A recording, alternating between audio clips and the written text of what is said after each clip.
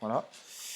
Et écoutez, malheureusement, Jasmin Blanc part au grand galop, lui qui généralement est plutôt docile et sage à la volte surtout. Donc, premier au galop disqualifié, parce que le commentateur a confondu ce numéro 5 avec 4 Jackson Dart. Donc, le 5 est au grand galop. JP de Crépin et Jean Coffort prennent vraiment un très bon départ à l'extérieur de la piste. L'autre Bijon n'est pas loin non plus. Donc là, on a Joker Dokan qui a installé tête et corne, mais qui va attendre un dos, puisqu'il est moins à l'aise sur la grande piste de Vincennes qui ne l'est piste plate. Donc là, le dos est tout trouvé pour l'instant, puisqu'il voit JP de Crépin arriver en troisième épaisseur. Mais voilà, Jean-Michel Bazir anticipe tout ça et veut impérativement prendre la tête. Donc il demande un gros effort à Jericho pour prendre l'avantage et ensuite laisser passer des adversaires pour se faire couvrir. Mais finalement, Joker Dokan ne veut pas rester sur une troisième ligne. Donc du coup, son driver anticipe ça également et vient prendre l'avantage devant Jean-Michel Bazir, tandis que JP de Crépin les laisse se battre un peu en tête et attend un ralentissement pour venir se propulser aux avant-postes. Et là, la faute dans la descente de Jaguar Le Mag, qui pourtant est un cheval ultra régulier, qui ne sait pas faire de faute généralement. Bon, c'est ainsi, il y a des jours comme ça.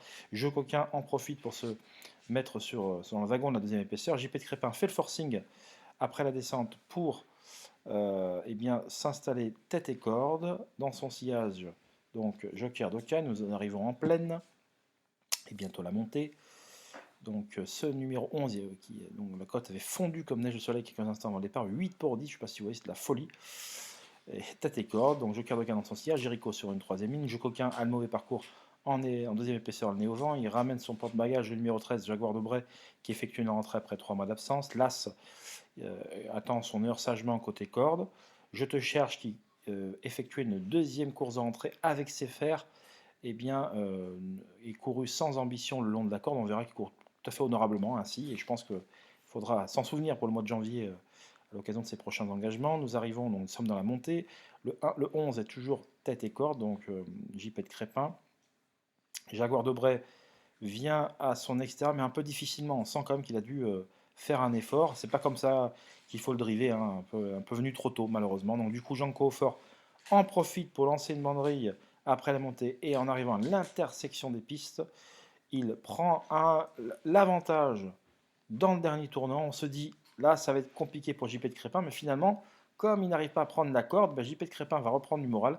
Là, faute dans le dernier tournant de Jasper du Dollar et du 4, Jackson Dark, c'est dommage parce que Jackson Dark venait très très bien.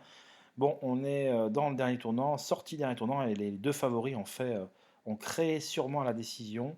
Regardez, donc le 11 repart. Et là, lorsqu'un cheval n'arrive pas à passer un autre, généralement, celui de la corde repart toujours, ce qui va être le cas à nouveau ici. Donc JP de Crépin repart au nez à la barbe de Jean Co, du pensionnaire de Christian Bijon, et à nette distance, le pensionnaire de Loïc Péchet, le numéro 14, va venir prendre la troisième place aux dépens de Jovial au Fort, quatrième, et donc du numéro 1, qui va s'octroyer la cinquième place à l'issue d'une longue course cachée. Il viendra, comme on dit, ramasser les morts pour finir, ramasser les miettes également.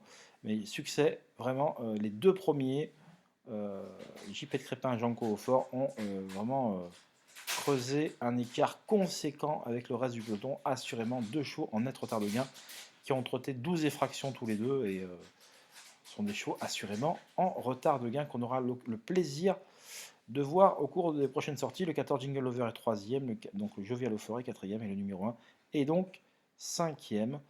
Voilà ce qu'on peut dire sur ce quintet. Je pense que la course va faire du bien à Jaguar de Bray, qui effectue une rentrée après 3 mois, rien en place sa compétition, même s'il avait été affûté en conséquence à l'entraînement. Et je vous dis en retrait ce numéro 15, qui certes termine à distance, mais avec ses fers, je pense que la prochaine sera la bonne. Si vous voyez déférer, je te cherche, eh bien ne cherchez pas ailleurs justement le lauréat de sa prochaine course. Eh bien, on se retrouve pour d'autres informations, d'autres débriefs. Je vous embrasse toutes et tous et je vous souhaite par la même occasion un excellent week-end. Bye bye.